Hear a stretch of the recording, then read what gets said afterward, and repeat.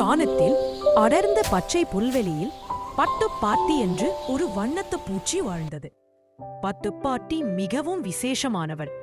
மற்ற வண்ணத்து பூச்சிகளுக்கு கருப்பு, மஞ்சள் என்று 2 நிறங்கள் தான் இருக்கும். ஆனால் பட்டுப்பாட்டியின் பெரிய சிறகுகளிலே 7 வானவில் வண்ணங்களும் மின்னிக் கொண்டிருக்கும். அதனால் அவள் பறக்கும்போது வானவில் தரையில் விழுந்தது போல இருக்கும். பட்டுப்பாட்டிக்கு கொஞ்சம் கவலை. அவளால் மற்ற வண்ணத்து பூச்சிகள் போல வேகமாக பறக்க முடியவில்லை. அவளுடைய வானவில் சிறகுகள் கொஞ்சம் கனமாக இருந்தன.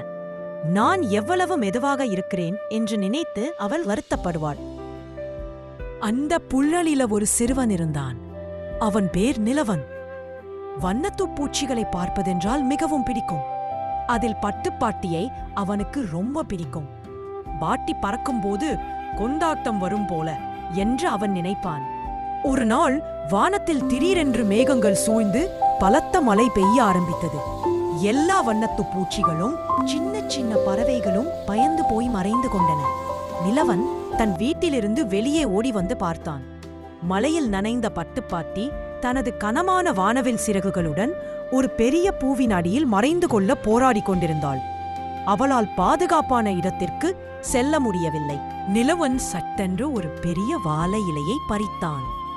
தன் கையில் பிடித்து பட்டுப்பாட்டியின் மேலே ஒரு சிறிய குடை போல பிடித்தான்.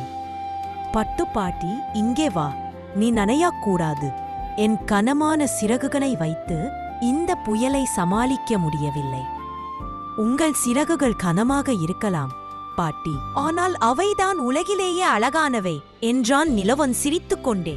அப்போது நிலவன் ஒரு விஷயத்தை கவனித்தான். வாழை இலையின் மீது விழுந்த மலைத்துளிகள் பட்டுப்பாட்டியின் வானவில் சிறகுகளில் இருந்து வந்த ஒளியை பிடித்து இலை முழுவதும் பல சின்ன சின்ன வானவில்களை உருவாக்கின. நிலவன் உற்சாகத்துடன், பாட்டி பாருங்கள், உங்கள் அழகு சாதாரண மழைத்துளியை கூட மாயமாக மாற்றிவிட்டது என்று கத்தினான். பட்டுப்பாட்டி ஆச்சரியத்துடன் பார்த்தாள்.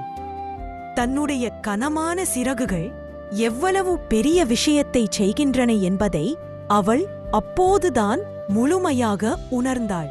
பட்டுப்பாட்டி நன்றி சிரிப்புடன் வானவில் ஒளியை பரப்பிக் கொண்டு பறந்தாள். நிலவன் ஒவ்வொரு முறை மழை பெய்யும்போதும் அவள் செய்த அந்த சின்ன சின்ன வானவில்களை நினைத்துப் பார்ப்பான். நீதி, உனக்கு இருக்கும் தனித்துவமான திறமையை நினைத்து கவலைப்படாதே.